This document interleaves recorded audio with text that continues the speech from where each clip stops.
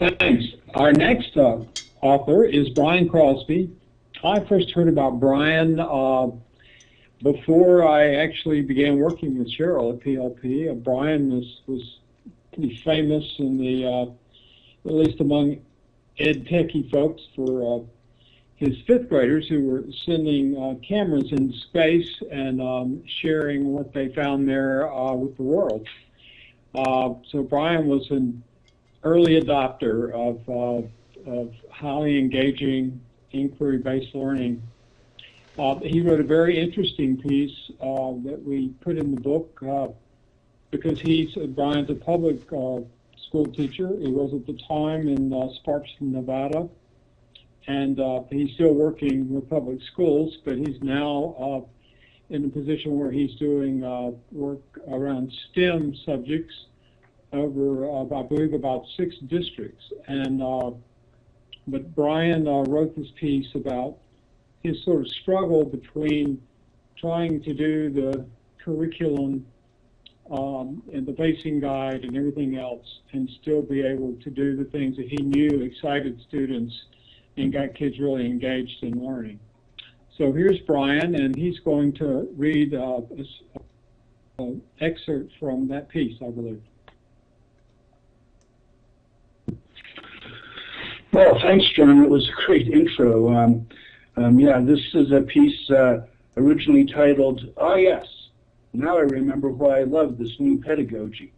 And I'll go into it more later, I guess, but wrote this because we'd kind of gotten pushed away from this, and we had a chance to come back to it. Ironically, because of standardized testing, we were free to do what we wanted in the afternoon, so I think that's kind of interesting. During a recent week, when we devoted half of each day to taking our state-mandated tests, we spent the rest of the day posting blogs and honing our commenting skills.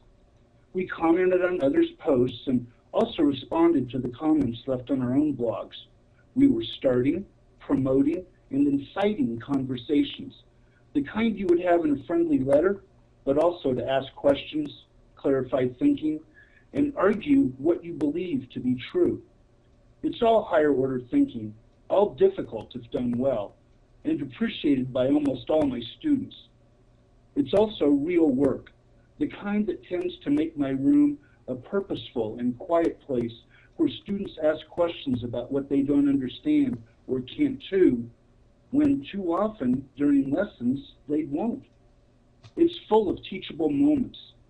There are times when assessment on the fly happens and is sometimes immediately addressed by a lesson.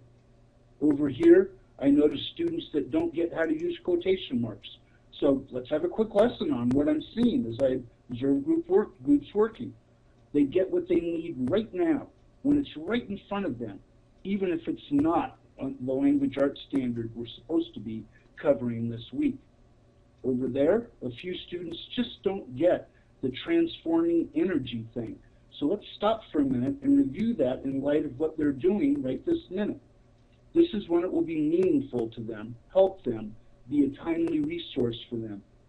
When things are humming along like that, it's a beautiful thing to watch and a great place to be. It is energizing for all of us. I wish in this current education environment we could be in that place more often.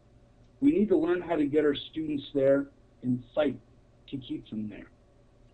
And my new job that I just started in the last week, now I'm getting to help teachers all over my state come to that realization, and so I'm pretty excited about that. My work in PLP, working with teachers all around the world, has kind of set me up for that, so I'm real excited to keep that going.